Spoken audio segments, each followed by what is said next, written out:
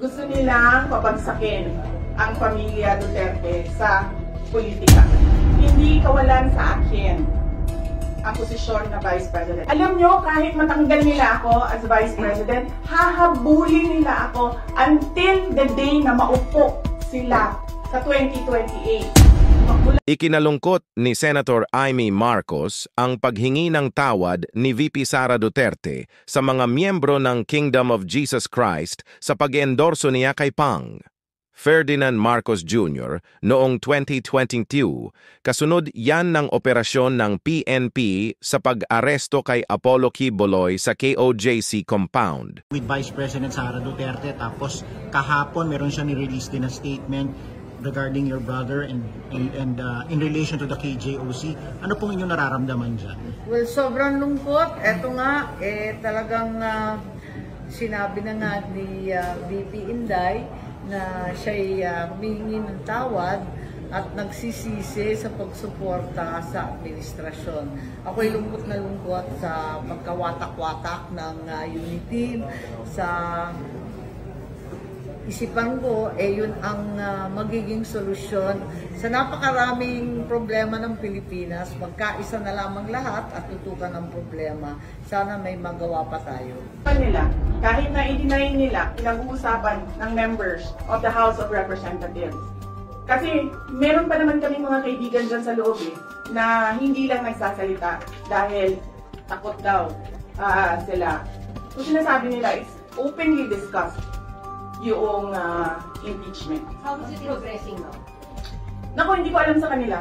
Basta kami, inaantay lang namin ang kanilang gagawin dahil expected na yon na gagawin nila. Kasi ano ba ang gusto nilang gawin? Gusto nilang pabagsakin ang pamilya Duterte sa politika. Hindi lang siguro politika, sa personal din. Dahil sinama nga nila yung asawa ko sa... Sinama nga nila yung asawa ko, di ba? He's a private individual, pero sinama nila sa harassment nila. Sino si Atty. Manscarpio? He is the husband of then Mayor Sara Duterte. Example lang, kung ano yung, kumbaga, playbook.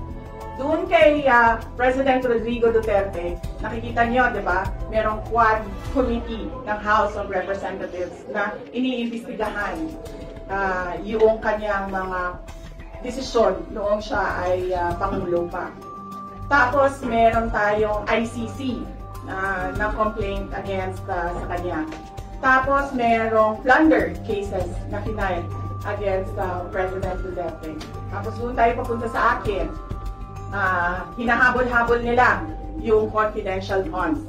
In fact, nung sinabi ko to express goodwill, sabi ko, at saka para hindi na tayo magkagulo, o sige na, we'll shoot blind sa projects namin. Huwag na natin gamitan ng confidential funds. Pwede pa rin naman yan, pero mas mahirap. Kasi you cannot purchase information, you cannot give rewards. Hindi mo mamahahanap kung ano yung tina-target mo sa security issues and peace and order. Tapos, etong impeachment na pinag-uusapan nila. Tapos narinig nyo, di ba? Anong play ni Castro. Tapos, pumunta tayo doon sa aking kapatid at sa aking asawa. Pinailan nila ng drug smuggling cases. Based on ano? Based on name dropping, based on chismis, based on hearsay. So nakikita niyo yung gusto nilang mangyari. They want to project the family as corrupt, as criminals, as walang kwentang mga tao, kundi para sa pansarili lang nila. Eh bakit ba? Bakit? And all because, sabi ko na dati, we are a threat to the perpetuation in power of people na interesado maging, sabihin na natin Prime Minister, kung matuloy yung niluluto nila Chacha o President. Kasi ano bang pangarap ko sa buhay? Maka 3 consecutive terms na mayor ng Davao City. Yun yung pangarap ko. Tapos, pagkatapos ng filing of candidacy, lumapit na sa akin yung magkapatid na Marcos. Sabi nila, hindi kami mananalo kung hindi mo tutulungan kami sa Mindanao at sa Visayas.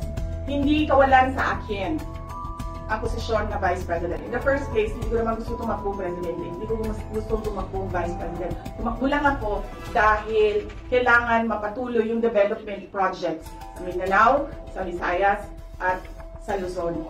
At naisip ko at the time, if I am Vice President, patututukan yung mga proyektong na yun na okay, wala na rin lahat ngayon dahil unappropriated na sila lahat. I do not regret running for Vice President kasi imagine niyo kung ako mayor ngayon at hinahabol-habol nila ako dahil alam nilang pwedeng tumakbo ito sa 2028.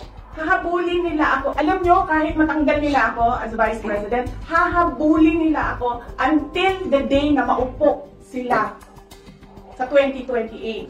Hindi kami takot. Hindi kami takot, sumasagot lang kami sa kanilang mga atake sa amin. At gusto lang namin ipresenta sa taong bayan ang isang perspective na ginaganito kami dahil we are a threat politically and for power.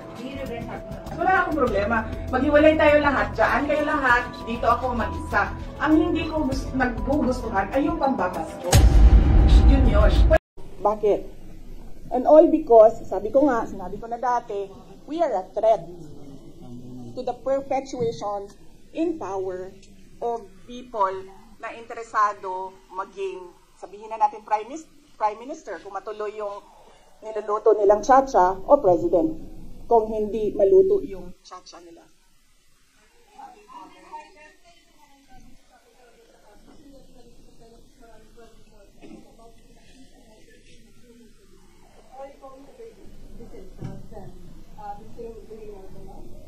Depende man sa tanong nila.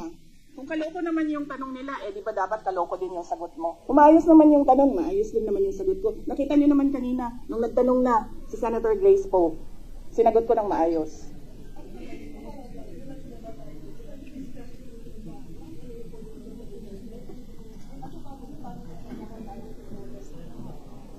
Sa amin po kasi, we put lines. Hindi po kami nakikriss-cross ng problema namin. Tulad po ng sinabi ko sa amin mag-asawa, kung issue niya yon, ang drug smuggling siya lang ang magsasalita, siya mag-aasikaso. Yung issue ko sa confidential funds na tinitira, sa COA na hinahabol, sa impeachment na pinag-uusapan, sa akin din yan. Ganun din kami ni Pangulong Duterte. We have different set of lawyers for ICC. So iba yung nagtatrabaho para sa kanya, iba yung kinukonsulta ko para sa akin.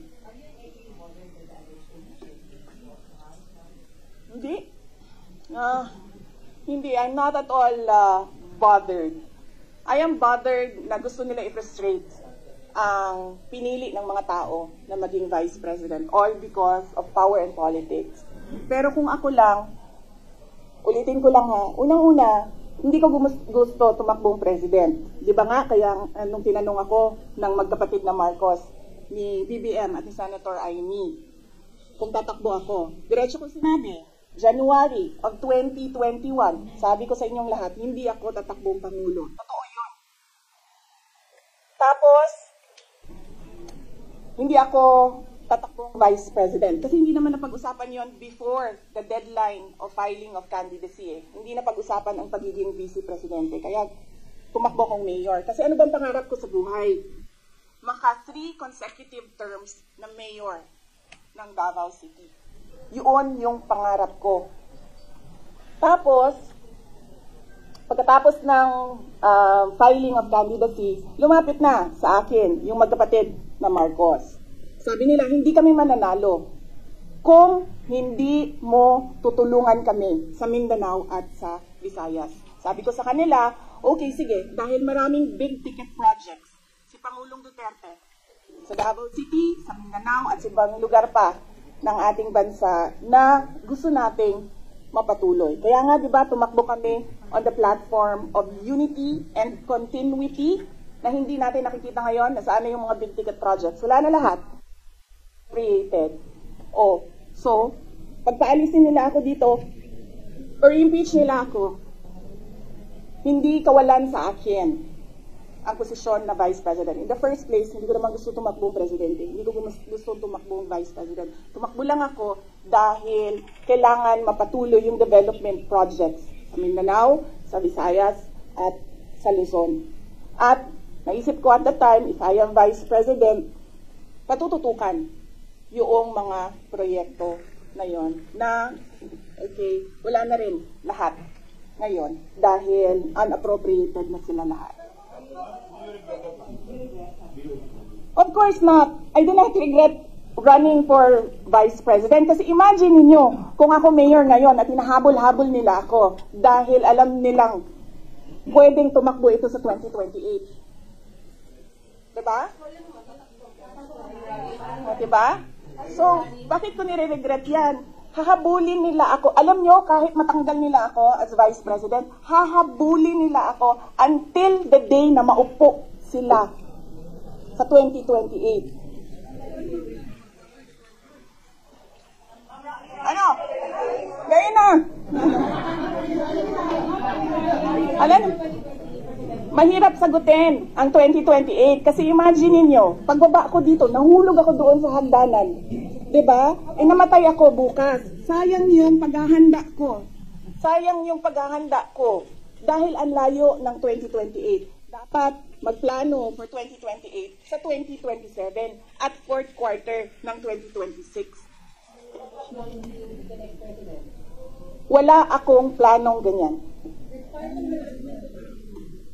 Yes, ma'am. Wala naman kami, ano ba sinabi nila, huwag kami matakot. Hindi kami takot.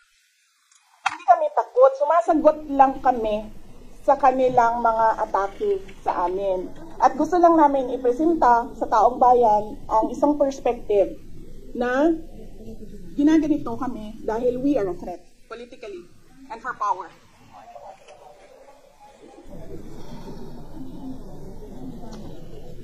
Do I regret helping?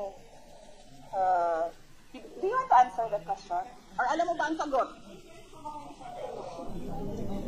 Senator Amy? Senator Amy Marcos? Magkaibigan naman kami.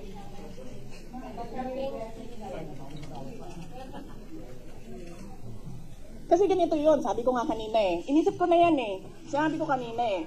Kung hindi naman ako tumakbong Vice President, mayor ako, hahabulin pa rin ako eh. Hindi nga natin alam kung sinong mananalo nun eh. Kung hindi ako tumakbong Vice President, hindi siya ang President. So likely yung isa ang President. Eh lalo na yun. Kita nyo nga doon, di ba? Tanggalin daw ang... Ano? How would I protect myself? I hire lawyers, ma'am. Yan na lang naman kasi talaga ang magawa ko. Pero kung makikita nyo, hindi na talaga sila sumusunod sa batas, sa harassment nila. So, tatanggapin kung ano yung darating. Kaya sara-sara.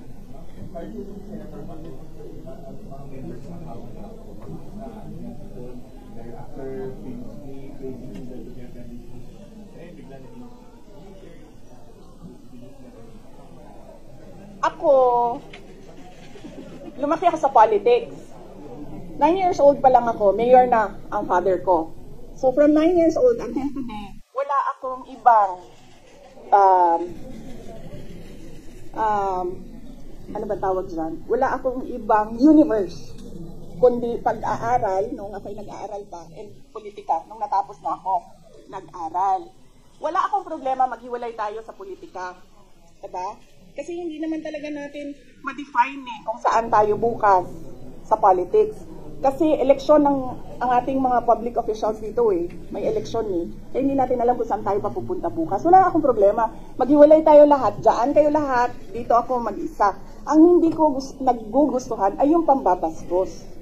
Yun yun. Pwede naman tayo maghiwalay sa politika eh. Huwag lang maging bastos. Thank you.